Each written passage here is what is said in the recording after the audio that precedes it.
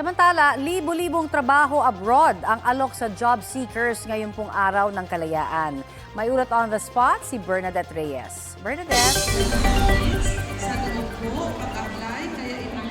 Connie, humigit kumulang 4,000 na mga trabaho ang naghihintay na mapunan sa job fair dito sa isang mall sa Quezon City.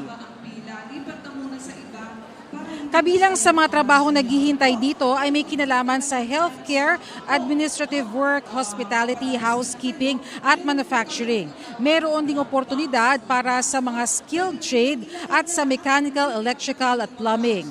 Kabilang sa mga bansang maaaring mapagtrabahuhan ang mga bansa sa rehiyon ng Asia Pacific, Europe at Americas. Meron ding oportunidad sa mga sea-based na trabaho.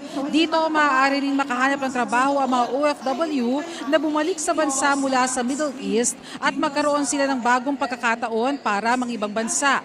Ayon kay Yusek Bernard Olalia, pagkakataon ito para makapagbigay ng maayos sa trabaho sa mga nais mga ibang bansa. Laganap daw kasi ang mga scam tulad ng illegal recruitment at human trafficking. Paalala ng DMW, makipag-ugnayan lamang sa mga lehitimo at lisensyadong recruitment agencies at dapat lehitimo rin ang job order. Kung magbabayad naman ng placement fee, dapat may kaukulang resibo at siguraduhin na may kontrata na ang inyong trabaho. Samantala, Connie, ayon sa DMW ay patuloy raw ang kanilang repatriation at rescue efforts para sa mga kababayan nating OFW na nasa Middle East na nais nang bumalik dito sa ating bansa. Connie? Maraming salamat, Bernadette Reyes.